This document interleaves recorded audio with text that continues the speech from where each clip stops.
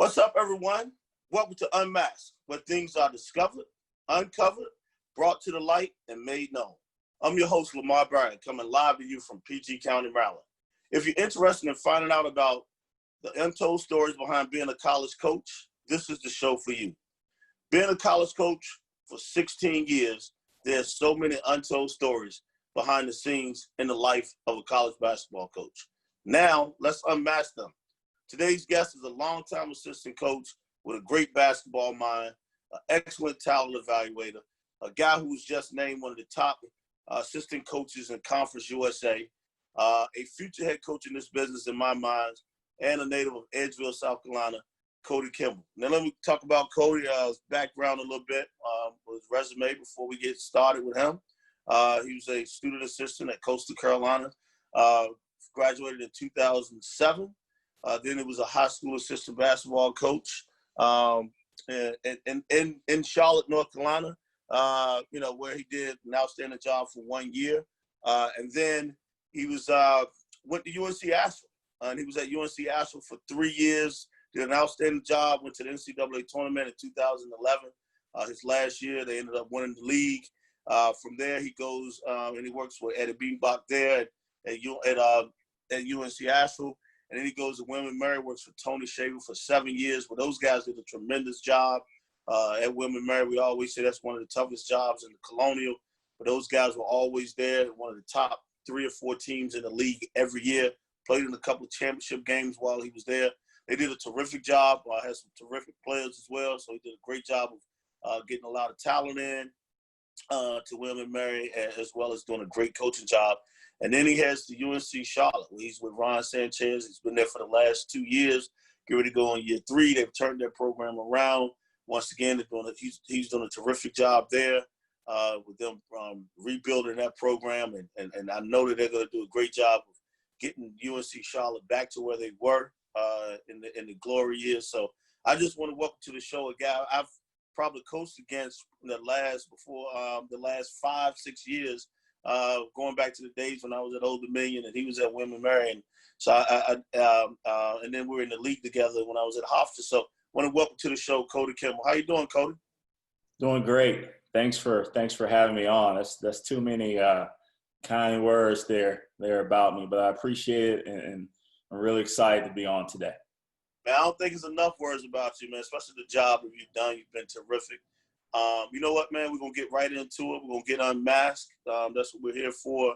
And I always like to start off asking, like, man, there's no handbook to being a college coach. Tell me about that first day or the first week, first month, after things are done with human resources or going through orientation. And especially, like, no one gives you direction in this business. Talk about that a little bit, man, what that was like when you first go to UNC Asheville. Well, man, first of all, I'll say I was very fortunate or blessed to have the opportunity that I had at an early age. When I first got the job at Asheville, I was a 22-year-old, assistant.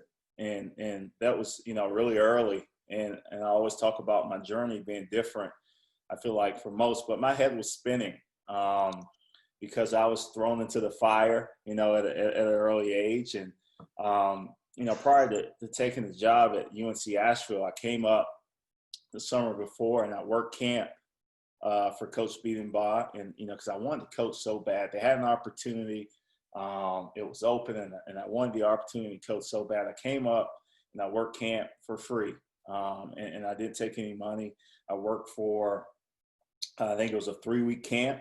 I offered to work all 3 weeks for free, and coach ended up giving me some cash that last week. But I really want to coach, and I want to do anything possible to have that opportunity. When I first got the job, I was, obviously very excited about the opportunity, to be a Division I assistant coach, which is a dream for me. Like I am truly, living a dream. I've always wanted to be a coach, and I'm living a dream every day. But my head was spinning. I did have a little bit of direction. I remember the first summer recruiting, just being like going out to I grew up going to the Peach Jam in North Augusta, South Carolina, which is 15 minutes from my hometown, watching it every day.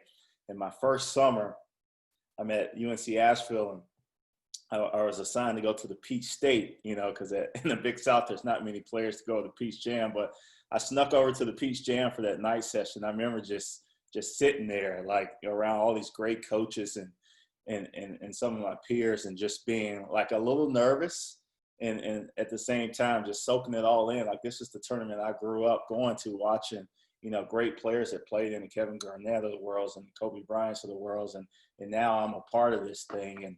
But I will say, I remember making my first schedule and being lost, not being on the right court, and afraid to ask anybody, you know, just because I wanted to look like I knew what I was doing.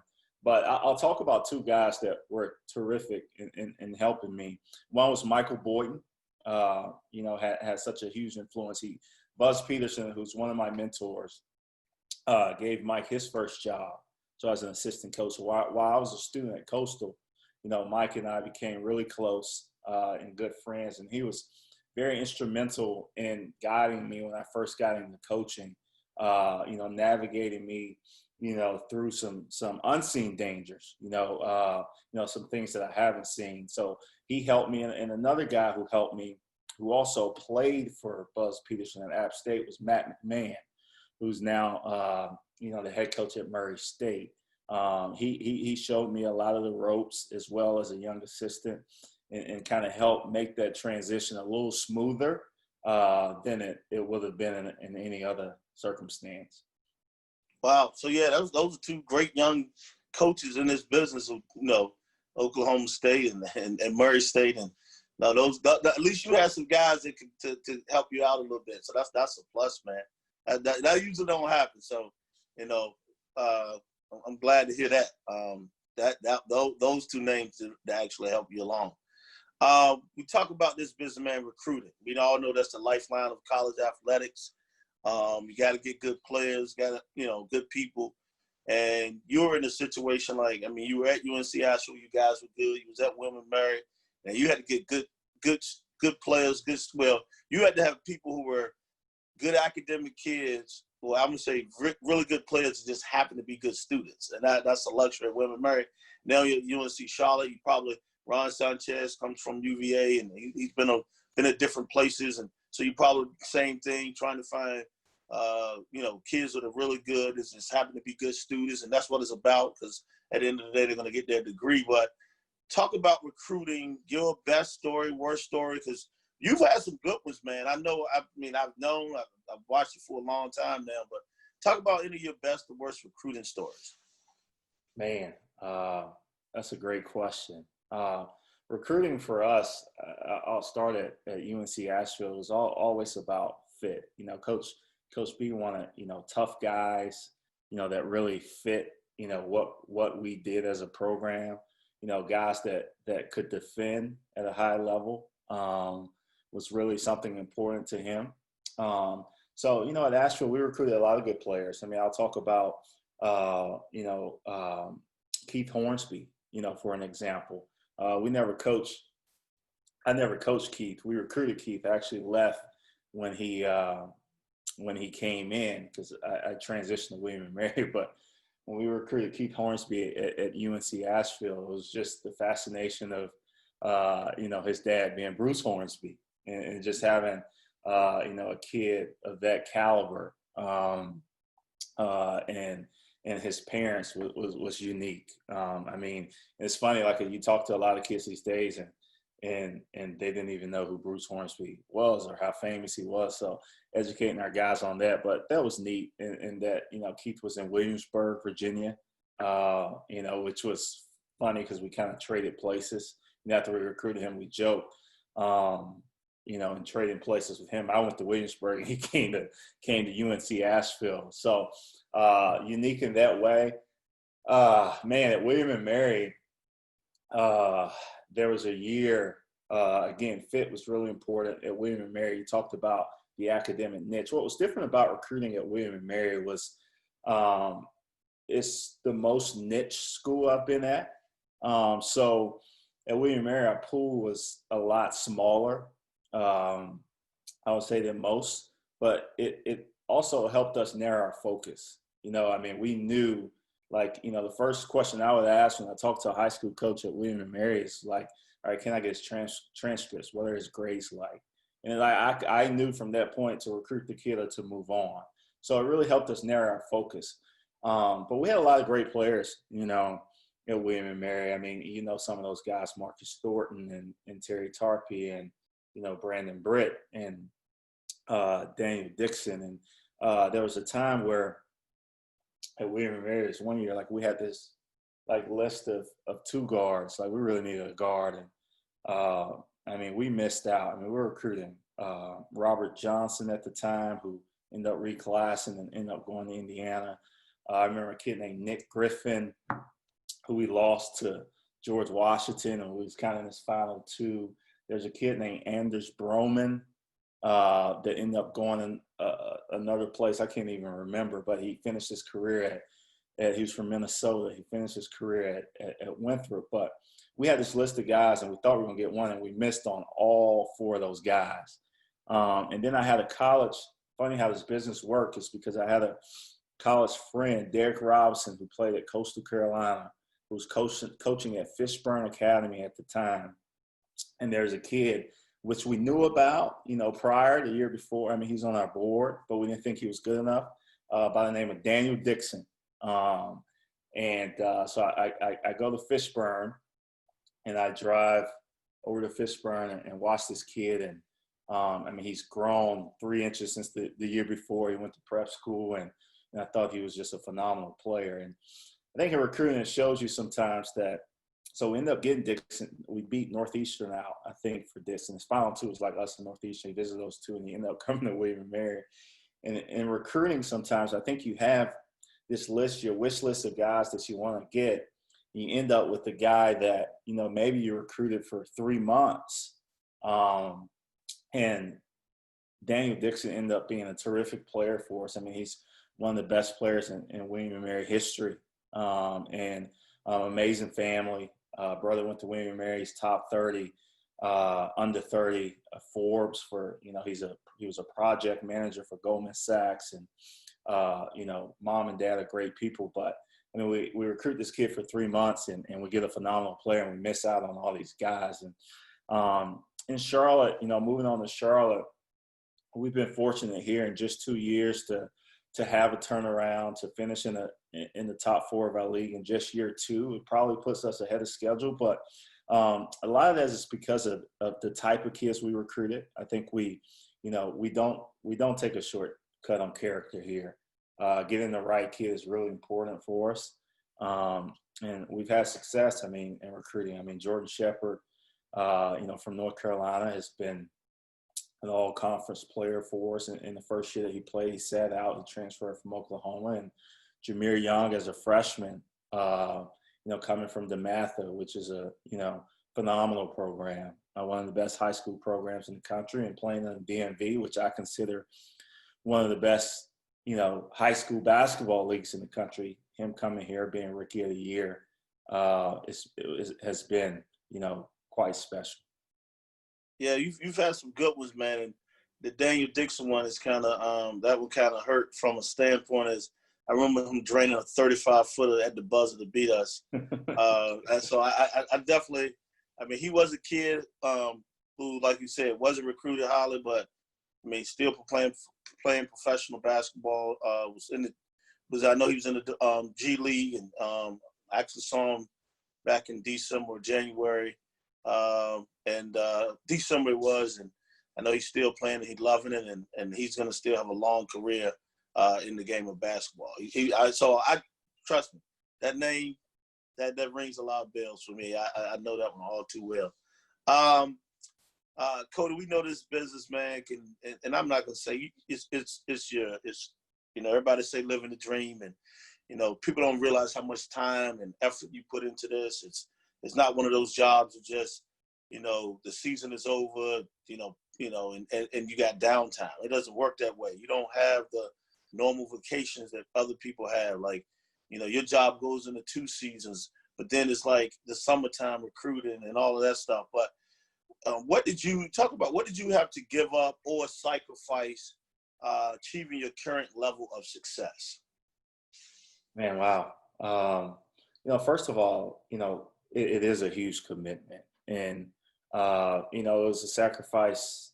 It was a sacrifice that I was willing to make because it's always been the dream of mine to coach, and I always believe if you love what you do, then you never really feel like you're working, a day in your life. But, socially, I would say like you make a lot of sacrifices early. I mean, growing up, coming through this thing early, I mean, for me, I had so many college friends, get married that I wasn't able to attend their wedding. I wasn't able to be in some weddings because of the commitment to, basketball and our players and our season. I think, socially, I mean, there's times, when I worked at, UNC Asheville, because it wasn't a situation where it paid a ton of money. Like, I was getting up at, 4 and 5 in the morning to go work somewhere else to earn benefits so I could be in the office by, 9, 10 a.m. And then finishing my day, I was the low man on the totem pole, the third assistant as 22-year-old. So I was, we had study hall that I had to cover from 8 to 10. So, socially, I gave up a lot of things. I didn't get to hang out, from a relationship standpoint. I didn't date seriously, as a 22, 23, 24, year old assistant. So, a lot of that you end up, giving up and spending time with family.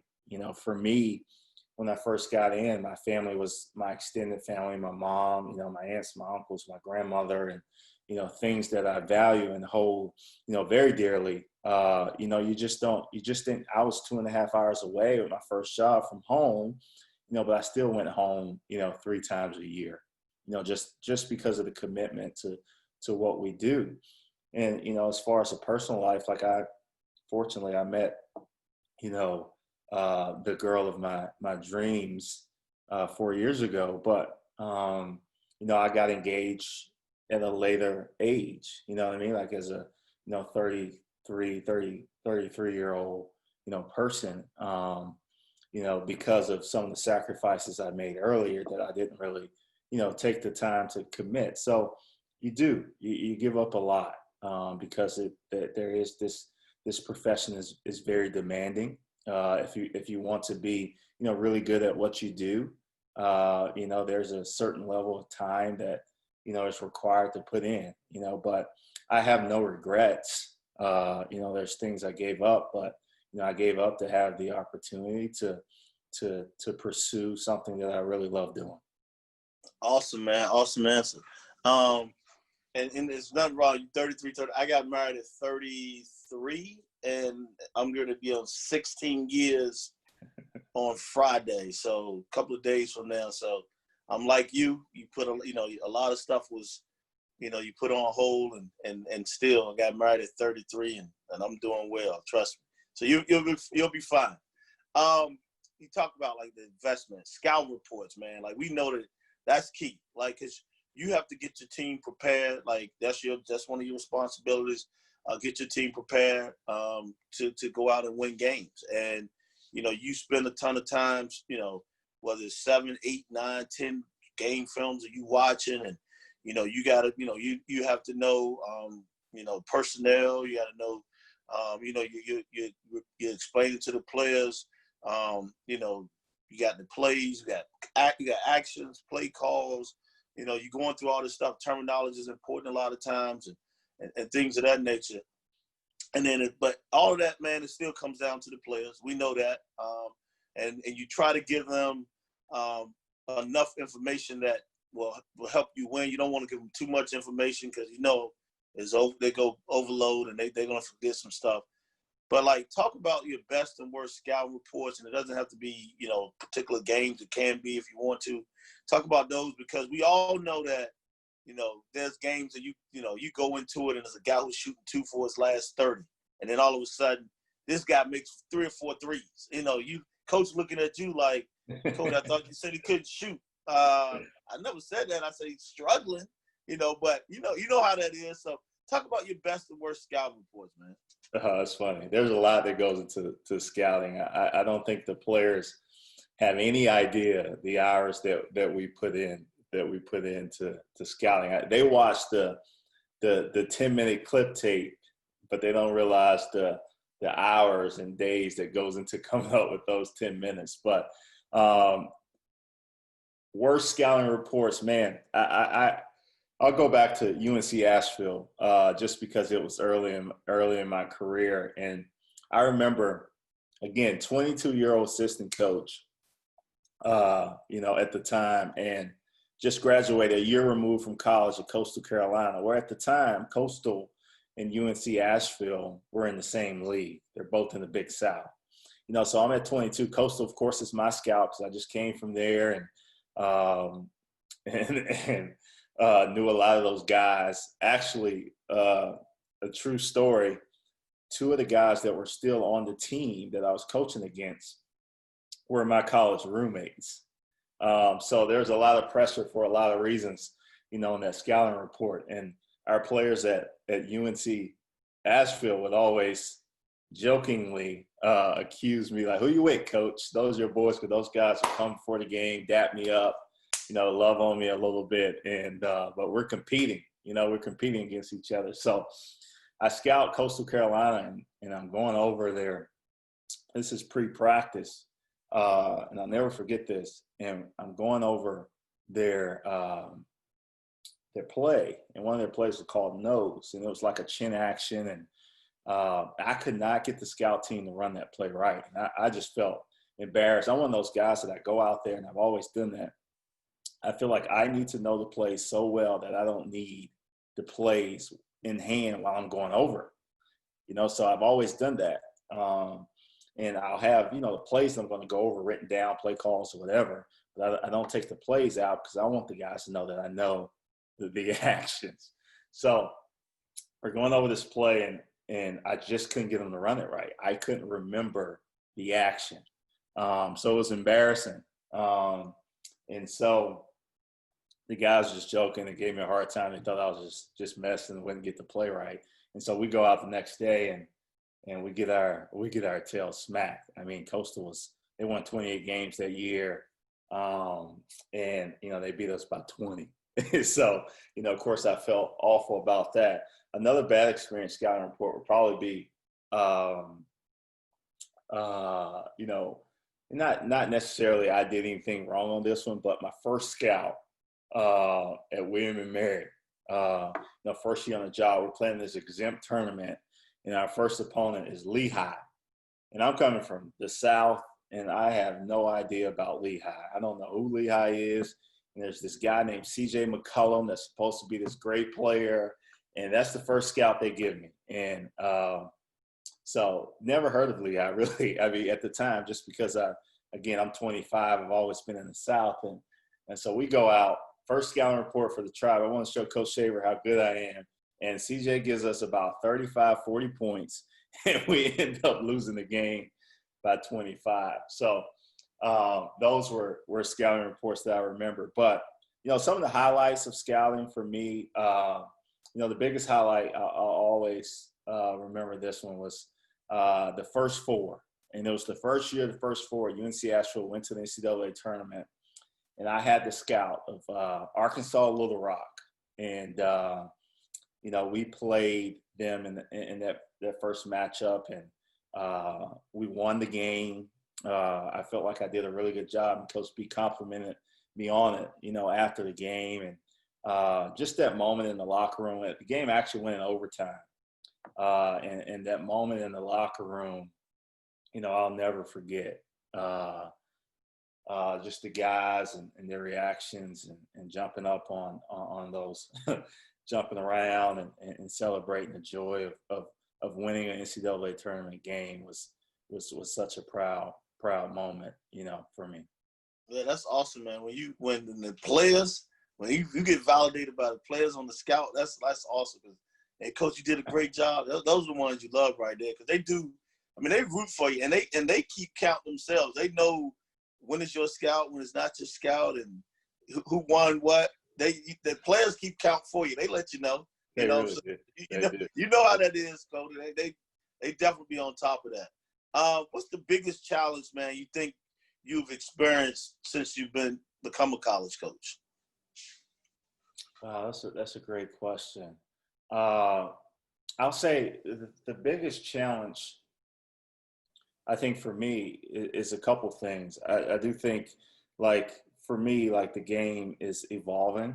I think kids are changing. So I think the challenge for any coach is, as you continue to grow and you get older, but to stay current, with the kids, because a kid that I coached 13 years ago at Asheville is not the same kid that I'm coaching now. There's such a presence in social media. There wasn't a Twitter when I first started. I mean, I'm showing my age a little bit, but Twitter wasn't a big thing when I first got into coaching. It was Facebook. Snapchat didn't exist when I first started. It was Facebook. So in recruiting, I think it's important that you keep up, because kids communicate in different ways. So staying on top of our game on that, I think is really important. I think you got to coach kids differently too. I really do. I think kids struggle more mentally, emotionally nowadays than they did back then. I think kids struggle to communicate now versus 10, 15 years ago. I think the phones has changed the game, right? I mean, kids are used to communicating. They're communicating with each other, via Snapchat or via Instagram. Like, I ask kids all the time, hey, did you talk to your teammate, while you're home? Yeah, we exchange a snap or something. So just the different level of communication and how you coach kids, I think, is something that's different. You got to spend more time with guys. I mean, I spend a ton of time with guys, and I've always done that, but I'm even more intentional now than earlier. The one thing about this game, I always say this is, the kids that we coach are all the same age. Like I'm always coaching, 18 to 22-year-old kids, right? Like so, but we continue to get older. You know what I mean? But we're coaching the same kid. So they do keep you young, I guess. But the other thing too, I think the challenging thing personally, for me is, for example, here, I'm fortunate to be able to work with our offense. I mean, that's our coach Sanchez is a defensive guy.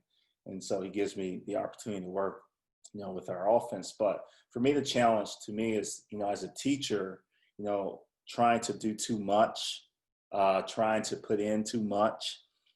And for me, I think the very best, have the ability to only go an inch wide and a mile deep into what they're doing, as opposed to a mile wide trying to do so much, but not a lot of substance, only an inch deep. So for me, in my growth, to really try to narrow your focus and be really good at what you do, as opposed to trying to do so many different things. Awesome, man. Awesome. Now, do you ever find there are things about you that people might misunderstand? What are they? That's a really good question. I feel like I'm genuine. I mean, I don't know. I'm unsure about, what people really think of me, to be honest with you. I consider myself a very genuine, authentic person. And that's what I try to treat people really well. I believe in servant leadership. I hope people see me as a person that, really wants to, serve others first, as opposed to, my own good. I think the way to greatness is truly through serving other people. I think when it's becomes less about you, I think it becomes better for you. So I don't know the answer to your question. I hope people see me in that light, but I'm not sure. That's a great answer. I mean, like you say, like And I truly believe what you just said. You are genuine. I mean, so people, like when I see you, like, genuine person, you're like, and I think when I say that is like, how people view you, and do they think you're a head coach or not a head coach, or, and so what do people actually, what do they say? Like I said, my opinion is I think one day you're going to be a head coach. So that's what when I see, like, hey, that's what my thinking is about you. Like, he carries himself well enough. He speaks well enough. He can control the room. Like, all those things I noticed. So that's why, like, I know a person like me, what I think. And like you said, you are a guy who, you know, is a servant. So all those things are true, and I'm glad you see yourself that way. That's a plus. But because that's how you actually come across to a lot of other people. So that's a great thing that you do. Like we're in this business. We're teachers. We're educators. Even we're coaches. But at the same time, we're always teaching. We're always educating our guys, not just on the basketball court. So what do you try to, like, teach or educate your players, besides basketball? Well, I think that's our job. I really believe my purpose, as a coach is really to develop young men and to prepare guys to live a life of impact beyond basketball. So it goes back to, spending time with those guys. You're teaching guys life lessons, all the time. Like, for me, I'll talk about our pillars, of our program. Like, those goes beyond basketball. Like, we're trying to teach. We consider ourselves here at Charlotte, a counterculture program. We're asking. We talk about servanthood. We're asking our players to serve others. To think less of yourself and more of others. Where society would tell you that you should be served because you are talented, that you should be exalted. We're asking, guys to be passionate about what you do, to not be lukewarm in anything in life. And society will tell you you should be cool. We're asking guys to be humble, to not think too highly of themselves. You know what I mean? Well, society will tell you to be arrogant, because you are a Division I basketball player. You do have this large platform. But the one thing that I think I've learned the most, and a pillar of ours, is thankfulness. And to me, I think for a lot of players, and for me, I face a lot of adversity in my life. I lost my father at an early age. When I was 12, about to turn 13, I lost my mother to cancer.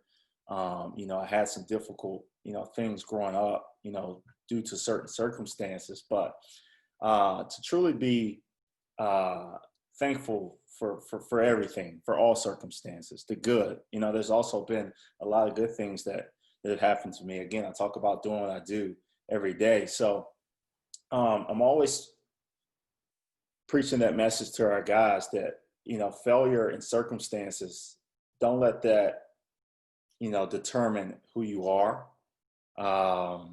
and, who you'll become. But learn from every circumstances, be thankful for the hard, because it's in the hard that your character is developed, you're molded, you're better, you learn, and you grow. So, for our guys, a lot of the lessons we teach are growth mindset. Failure doesn't exist. You just learn and you grow. Man, wow, that's deep. Man, I love that. Pillars. That's awesome answer right here. Cody, what are your best and worst memories in coaching? Man, I'll start with my best. My best memory, I think, in coaching was cutting down the nets at UNC Asheville. Going to the NCAA tournament, winning a game in the NCAA tournament with those guys, and just seeing, like, for me, the joy of those guys that brought to so many guys, to see that the work that they've put in is paying off, because you preach all these messages as coaches, and sometimes it's nice when they're rewarded with such a great result. And in the locker room, man, like to see the joy in those guys' faces and jumping around when we won that tournament, won that championship game at Coastal Carolina, and to see how happy they were was really amazing. For me, I would say maybe the worst moment was probably to see 5 seniors at William and Mary who worked so hard. Brandon Britt being one of them, Tim Rustover, Kyle Gaylor, Julian Boatner. To see those guys work so hard and get to a championship game against Delaware and basically lose at the buzzer was really hard. I think, for me, the contrary, right? I just talked about the joy of winning, but the sorrow and the tears shed in that locker room after that moment. After being up 6 with 80 seconds left, with a chance to do something that's never been done before at William and Mary, is go to an NCAA tournament. And, I wanted it so bad for those guys, and because they were special, a special group. And, for those guys to not have that opportunity was really hard for me to say. And one other thing I think that was really hard for me, and this is a little bit personal as coaching, but this was probably year 5, I think, at William and Mary. But my mom battling cancer, and 7-8 hours away, having to go back and forth. We're missing things, not being there for my guys, not being there for my mom. I just felt in between. I mean, it was a really challenging time for me. I felt just stuck in the middle. And that was hard. That was really hard for me on both ends. But there's been so many great memories. And again, there's so much joy that I have in going to work every day. Knowing I have the opportunity to lead, to serve, to impact, young men is really a great opportunity. Yeah, you're exactly right. And yeah, and the highs with the lows, man. You talk about it, those are tough right there, man. Just like Brandon, who's family, so I know, so I remember that situation very well. At that time with losing that championship game. This is kind of a little twist right here. Like, what is the strangest, weirdest, craziest could be like thing a player has done outside of the basketball court that you've seen? Good question. Man, I'm thinking on this a little bit. The craziest, strangest thing that a player has done off the basketball court. And I had some crazy dudes at William and Mary, so there's definitely got to be some some stories. Man, I'm drawing a blank here. I can't come up with. Keep thinking about it. We can come back to that. We can come back to that. Okay. You like I said, I've been saying it, all show long now, and I think you got a chance to be head coach in this business. That's just my opinion, and I think I'm sure some other people the same way. You've been at UNC Asheville, won. William and Mary, y'all had some success. Didn't make it to the championship. Didn't make it to the NCAA tournament, but you had some success. People have no idea how hard that job is. I don't think people understand that, especially the league that you're in. But you guys were tremendous, and I say that all the time. Tony Shaver did a hell of a job there. His staff y'all did a hell of a job there. I know that. But now it's time, like you started. I'm not saying you're looking. I know you've interviewed, but like, what are you looking for, or in the school, or what expectations do you think from an administrative standpoint on down, like what do you expect from a school that if you have a chance to get a job, or what type of school would you like? Not saying a certain school, but like, what are you looking for? Especially you've been at some good ones, man, from academic institutions, you know, and what are you looking for? What do you expect? Oof. First of all, I've always approached. I've been very fortunate, as you said. I've worked for some incredible guys. Every coach I've worked for thus far is, you know, in some Hall of Fame somehow, some way, as a coach. Tony Shaver at William & Mary, and Eddie Biedenbach, you know, at UNC Asheville, and Coach Sanchez is a star, absolute star. But I've always known, I think, which is a little bit different than most, I've always known that I wanted to be a head coach at a really early age. So one of my mentors, Alan LaForce, who actually coached on the men's side for a while, and he was actually finished his career as a women's coach at Coastal when I was a student there. But he always said, prepare every day as if you're going to get your opportunity tomorrow. And he said that to me as like a 18, 19-year-old kid, and it's always stuck with me. And that's the approach that I've always taken. If I'm a head coach tomorrow, then I really want to be ready. So my preparation every day is as if I'm going to get an opportunity tomorrow. At the same time, knowing I've always wanted to be a head coach, I also believe that I've been planted in really good soil everywhere I've been. And I've been planted where I'm going to grow the most. So I think it's always been important for me to have 2 feet in where you are. And a lot of opportunities kind of fall, you know, fall where they fall. So I believe I'm planted in really good soil here, and I believe I'm in a place at Charlotte where I am growing the most. I'm learning every day. I'm growing. You know, I'm adding to philosophy. I'm taking out to philosophy. You never really arrive, right? You're always growing. But to answer your question, things that are important to me, I think, in any institution that I would want a president, I would want an athletic director, I would want to be in alignment.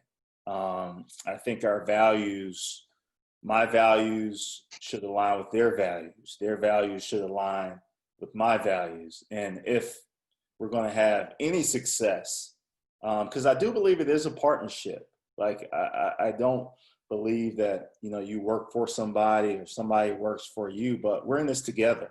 So whoever I may have the chance to work with or work for one day, you know, I want our values to align. Like I want them to know that, you know, I want to serve. You know what I mean? Like it's my job to serve, you know, this athletic department. It's my job to serve this community, this city, our players. Like we're in this together. You know, that I want them to know that I'm very passionate about what I'm doing. So, you know, sometimes if I'm asking to do like it's passion. You know, I'm not going to be, you know, lukewarm. You know, I want them to know that I believe in being united, that like this is a partnership. Like our house can't be divided. Like I want to be on the same page and the same mission. So the alignment factor is really important. You know, I want to be somewhere where we're in it for, you know, what's best for our student athletes, and that we're trying to fulfill. We want them to have the very best experience, you know, that they can have, and that we're developing guys that are going to be champions on the floor, but also champions in life and leaders in life. So to answer your question, the most important thing is alignment. Like I want to make sure that we're aligned, and that the expectations and the things that we're going to accomplish together, we're on the same page. Well, you hired, man. You hired. That's a great answer right there. And I ask this because I know one thing that UNC asked for, you were successful winning, and sometimes there's other things that differentiate from just the winning. So I'd like to ask this question as well. Like, what's the biggest accomplishment you've experienced since you become a college coach? Because it's not always the winning sometimes, but what's your biggest accomplishment? The best thing for me as a college coach is when I don't know if this is accomplishment, but when I coach a kid for 4 years and 5 years later, he's getting married and he sends me an invitation to his wedding. He says, "Coach, I want you to be there." Or, a kid gets married and asks me to play a part in his wedding. Like, to me, like, these relationships are lifelong. And if there's a situation where that I've impacted a kid, greater than as a basketball player, yeah, he's become an all-conference player. We won a championship. Like, to me, it's far beyond that. For Matt Dickey, who was a great player for us at UNC Asheville, years later to tell me, "Coach, you really impacted my life when you gave me the book Purpose Driven Life by Rick Warren." And that really started my interest in my faith. And now Matt's, a youth minister at his church in Alabama. Like, that's the stuff that means the most to me. Being able to, a kid invite me to his baptism, because he decided to get baptized and he wants you to be. Those are the moments to me that mean the most. Because this thing is greater than basketball. Basketball is what I do, but not who I am. And to me, those impacts, those relationships that you get out of it are and sometimes, man, it's relationships with kids that you recruited and you didn't get. Like, some of those guys you build relations with and you connect with to this day. So true, man. Those are great answers, and that's what a lot of times people don't realize is the accomplishment. The accomplishments last a lifetime. I mean, like championship, yeah, they last a lot of time, but seeing kids graduate and seeing them going out from the real world, those things are huge accomplishments because you've done your job, as you said. Kotie, like, what movie or TV show title best describes your week? It's a little different. Ask that question again. I'm sorry. Like, what movie or TV show title best describes your week? Oh, man. Well, I will say I'm not a huge movie guy.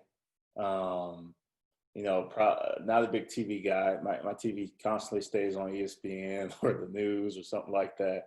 But I did watch this show recently called All American during the quarantine, which was really good. And I would probably say this describes me as all American dude. Like, I feel like I'm living the American dream by doing what I want to do. I feel like I have an amazing fiance. I feel like I'm all American in what I eat. I'm a steak, meat, and potatoes and broccoli guy. So I guess if I had to pick one that probably best describes me, it'd probably be all American guy. Awesome. And you probably, like everyone else, quarantine, a lot of people was watching All American. Trust me on that one. What's your favorite word or phrase you find yourself using a lot, whether it's practice or game or just rounded players or anything? What's your favorite word or phrase? I'll say, the secret is in your daily routine. You show me what you do every day, and I'll show you your future. If you work hard every day, you're going to reap a harvest, but you're not going to reap a harvest that you've not sowed. I like that. I actually love that. I just like it. I love that. That's very good. What's the best piece of advice you've ever been given? Wow. As a coach, I'll go back to, a couple different things. One was prepare every day as if you're going to get your opportunity tomorrow to be a head coach. But early advice, early on in my coaching career, a coach once told me that players want consistency.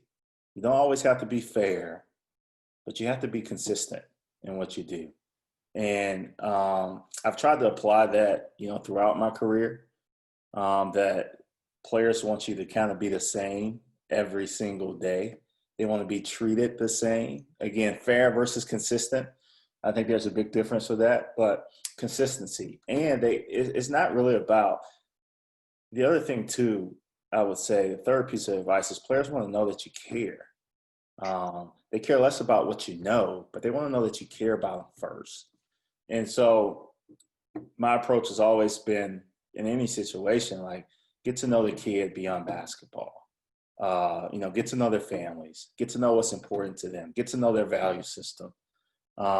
Spend time with them, because truly players want, at the end of the day, they want guys coaching them that they know care about them and truly have their best interest at heart. So true. That is so true. Kotie, what does success mean to you?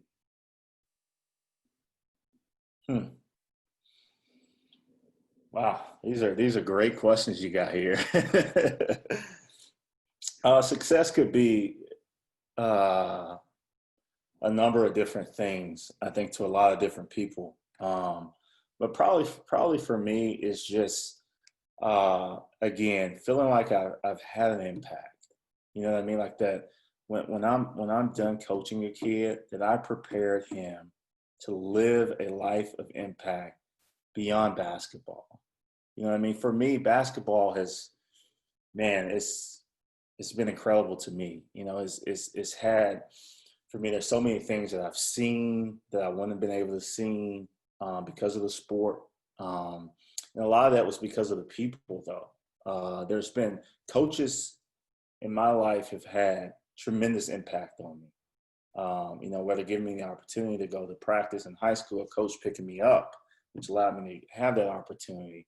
Whether it was, Buzz Peterson, who invited me to live with him for a year with his family, which allowed me the opportunity to coach in Charlotte at a high school, because I couldn't afford to come up here and coach high school and not have a place to play. The lessons that I learned for working for, a Tony Shaver, that I didn't maybe get at home.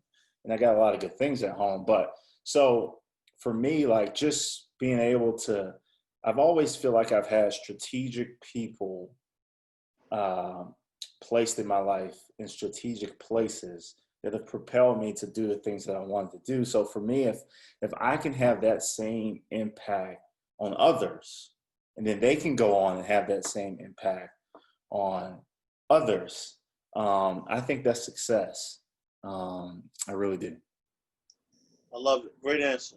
Now, we always say this, like tough losses, you recruiting is a tough losing, you lose out on the recruit you put a lot of time into. We always say you got to move on. It could be tough practice, tough game. But where's your happy place? Where's that when it's like it's just a tough day? What do you go to from a mental standpoint? Or it could be physical. Like, where's your happy place? Man, two places that I love that are my happy place. One is the golf course. I love playing golf. It's a place where my mind is free, and I'm not thinking about anything other than my next shot. And my other happy place would be the beach. I don't get there often. I went to school in Myrtle Beach where I was at the beach, but just walking on the beach, with my AirPods in, listening to music is so refreshing to me. I enjoy doing that. I love doing it. And so those two places, I would say I feel the most happy and at ease. The pressures of the world are off my shoulders when I'm there. Not a bad place to be on a golf course, trust me. If now you're not a self-promoter, you've never been one. I think that's a great quality that you have. But I'm gonna ask you this: if you had to choose 3 adjectives to describe yourself, which would you choose? I would say passionate. I would say thankful. And I would say serves. Okay. I like those. I like those answers. Terrific. What person and or event has had the most influence on your life?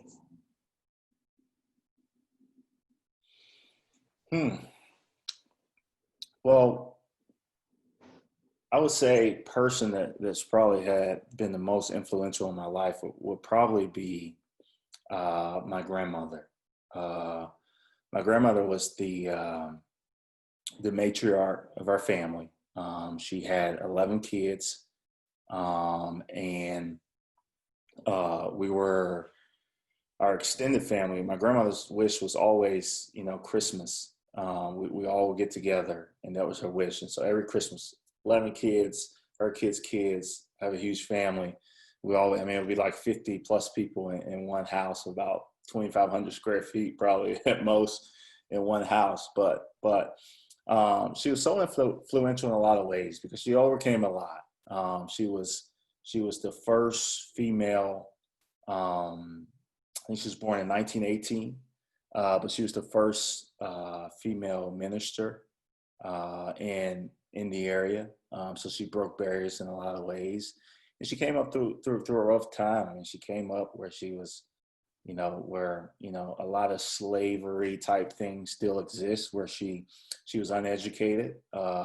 She didn't go past third grade, and she picked cotton, early, and she talked about those stories, but she broke barriers. But one reason I would say my grandmother, she every message that she taught, every message that she preached was about love.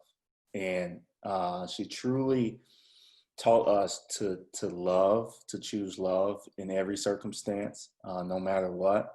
But more importantly, because I watched her live that daily, it just had a tremendous impact on me. I mean, everyone that visited my grandmother, I mean, she would give them the shirt off their back. She would always pray with them. They would always leave with a sweet potato pie. That was her deal. She would cook pies and she would just freeze them. But her message to everyone, even your enemies, because she had plenty of enemies. I mean, she came up through a tough time, but she always greeted them with a smile, and she always treated everyone the same. And so probably the biggest influence, or my hero in life, and I've had a lot of people that had positive influences in my life, but my greatest hero would be my grandmother. Awesome, man. Awesome. And I like to always end with this one, because the question, like knowing what you know now, like what would you tell your young self to prepare for as an assistant coach? I think the biggest thing, Lamar, would be the best version of yourself. I think that's the biggest thing, because there's so many. We're all been taught, we've all been mentored, we've all studied other people, but I think you got to be the best version of yourself every day. I remember Buzz Peterson was one of my greatest mentors. Like, being in college and watching him, and I learned so much from him. But you always try to do. For me, I thought I had to try to coach like him. You know what I mean? I always thought I had to,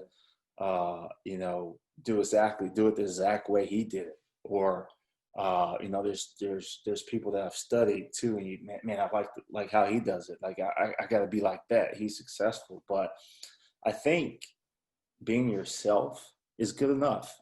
You know what I mean? Like, trust your process. Trust what you learn every day, and just, I'm not a great player. I wasn't a great player in college. Like, I can't go out here and go out and try to be Mike Boyden and give guys buckets. You know what I mean? Like, that's not who I am. But there's some things that I do better than Mike did. You know what I mean? So, like, I think being yourself, the best version of yourself, is good enough. Wow, I like that. Being the best version of yourself. Well, look, man, I want to thank you again for being a guest on the show and being unmasked. Is there anything you want to leave with the people before we go? No, man, I'm great, man. This is thank you for reaching out and having me on. This has been awesome. It's been a pleasure. I'm glad to see you doing well. I don't miss coaching against you. You guys were always a part of some really good teams. But thanks for having me on. And I'll go back to the question that you had about weird players. Paul Rowley, man. I've coached a lot of good players, but Paul Rowley was a different one, man. He was a 4.0 student who graduated William & Mary in 3 years, and he's the first kid that I could ever think that could go to law school while playing college basketball. So he finished law school at William & Mary, I think in 6 years total. Undergrad, two majors, 2 degrees, and a law student. But in his free time, man, he would do stuff like play flutes, play guitars, smile, laugh. Just a different kid, but special kid. But if you ask me, the most different kid I coach is definitely Paul Rowley. I remember him all too well, man. Well, look, you're welcome, man. I'm just happy to get you on. Somebody I've always watched from afar. Like, I know you do a terrific job, and I know you'll continue to do that. And I'm just looking to see what UNC Charlotte does. We'll talk about that first. Like, I mean, I know you guys will be, one day, cutting out nose nets, winning the Conference USA. So I just think that's going to happen. I just think, Sanchez is a great staff guys over there, and I just see that. And then who knows whatever the next step is for you after that. So I want to thank you viewers for watching another great show. Stay tuned for the next guest as we get them unmasked. See you next time, and stay safe.